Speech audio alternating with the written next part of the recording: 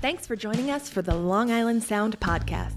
Each week we explore new music and dive deeper with the artists and their stories behind the music. Please subscribe and rate and review us wherever you stream this podcast. Here's your host, Steve Yusko.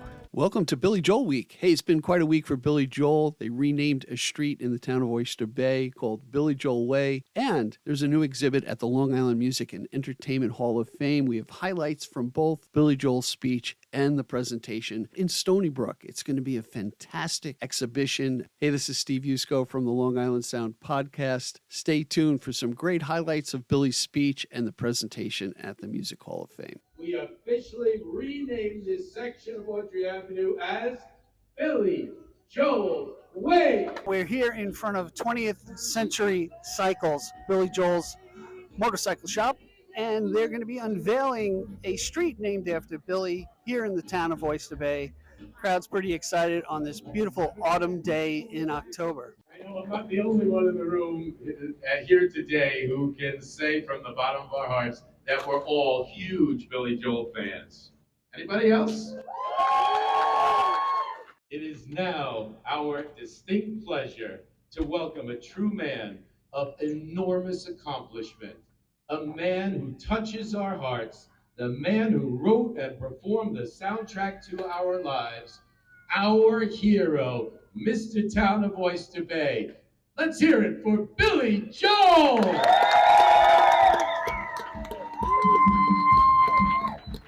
I want to acknowledge the band right here because I used to be in band when I was in 6th grade. In the Hicksville schools, I was in Fort Lane School, and I played the French horn. I was terrible. And in the marching band, the problem with the French horn is you chip your teeth with every step you take. And I chipped some teeth. So I no longer was in the marching band. Anyway, good luck in the band. Watch out for your teeth. So I grew up in Hicksville, which is just south of here. And despite all the songs I've written about Italian restaurants and Vienna waits for you and this and that, I'm like 10 minutes away from where I grew up. Always wanted to spend time here. When I was young, my mom used to take us to Oyster Bay from Hicksville. I lived on an island, and I said, "Mom, where's the water?" We had a sump behind me, and that was the only water we knew of. And I was thinking she was going to take us to Jones Beach to see the water, but she took us to the North Shore. She took us to Oyster Bay and Cold Spring Harbor. And that's where we thought the water was. So this was always a place that I aspired to be. When I was young, it was kind of like the Great Gatsby. There were all these beautiful houses and beautiful areas, and it was all like rich people, you know. And I thought, wow, I'll never live there because they never sell their stuff. They just keep inheriting things. And then I ended up actually getting a place here. I've had like 3 different houses in Oyster Bay. And now I've come full circle because I'm selling the place. But I always appreciate being here. I think about it all the time, and this is where I want to be mostly. I was asked a couple of years ago if it would be okay if someone named a street after me, and I said this was from the New York State Legislature. You want me to name a street after you? And I said, yeah, but don't you have to die first? And then they came back with the answer, yes. I said, honestly, I'd rather still be alive and not have the street. But now I've got the best of both worlds. I'm alive and I'm there. Have a nice day. You got a beautiful day for it. He is Mr. Oyster Bay. So by the power invested in me and all of us, by the state of New York and the residents of the town of Oyster Bay, we officially renamed this section of Audrey Avenue as Billy Joel Way.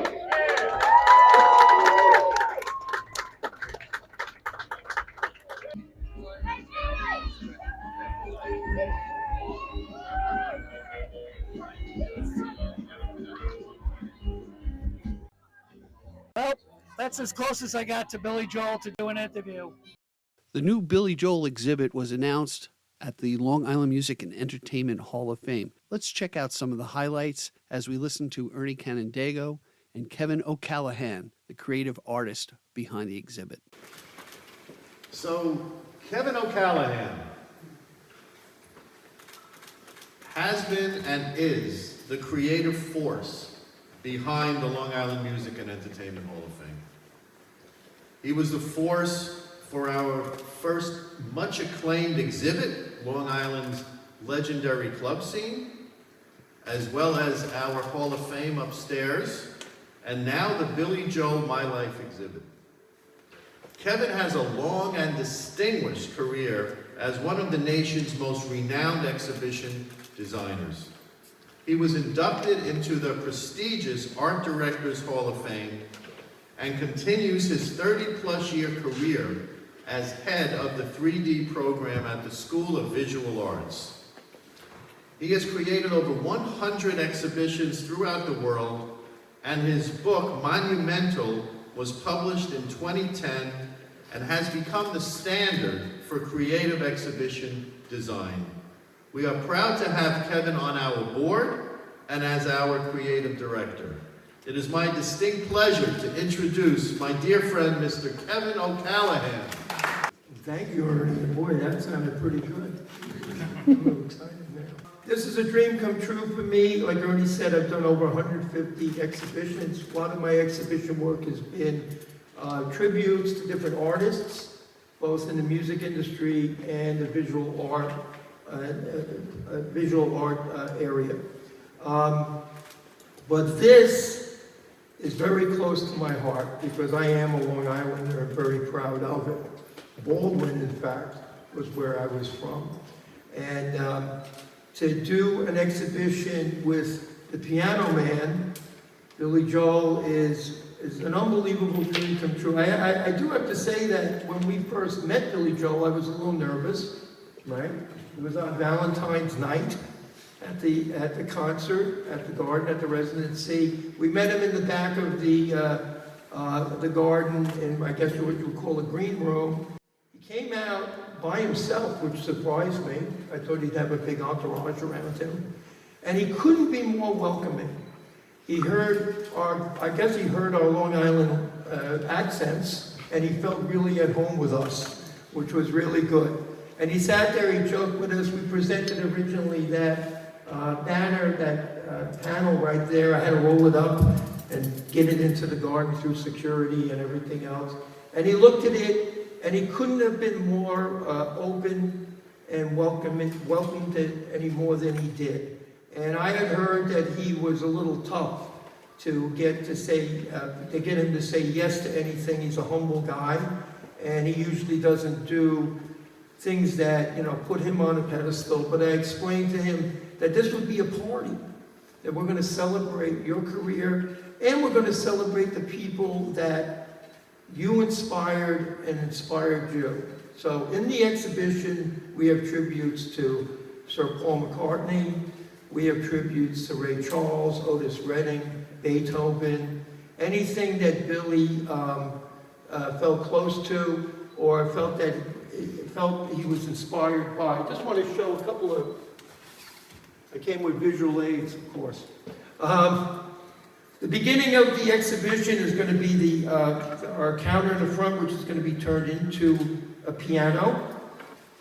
When you walk into the exhibition, we have a tribute to what Billy called the one performance that changed my life, which was the Beatles performance at Shea Stadium. So we're going to have a vintage television playing the performance at Shea. And of course, when you begin the journey, you have to begin it in Levittown. And I don't think anybody has ever paid tribute to his life in Levittown or the town of Levittown. And I know that the people there are excited about this. I've spoken to several people. Television set, which you're going to be able to really change what's on the screen, and this will be his music performances, basically, primarily the MTV years. He has the tributes to the different inspirations. I'm going to go through this real quick. We're also going to have an interactive record shop that's going to have only the records that Billy listened to when he was a kid that really inspired him. And the visitors will be able to remove the records from the sleeves and play them on these vintage record players and listen to what Billy was listening to at the time. We're also going to reproduce his recording studio. This wonderful instrument right here is actually the instrument that he recorded My Life on, amongst some other songs. So we're going to have that, and that's going to be in an environment. What you see in the lobby, which looks like the 52nd Street album, Missing Billy Joel, is our photo op areas where people will be able to walk up and be part of the album. So they'll be able to stand there like Billy Joel and take a photo. This is Glass Houses. That's me throwing a rock at the Glass Houses, if you know the album.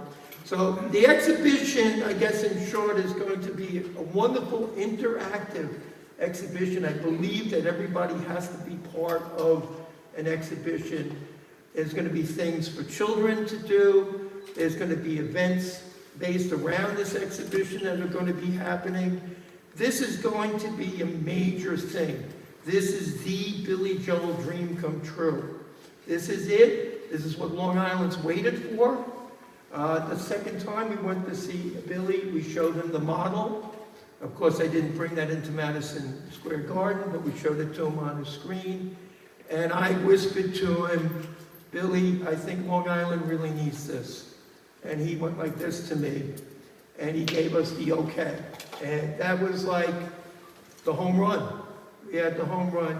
This is going to be a wonderful, wonderful journey, the Piano Man's journey. Thank you all very much for giving me this opportunity. Thank you. Okay, well, we appreciate you guys being here, and feel free to speak about it. Nicely done.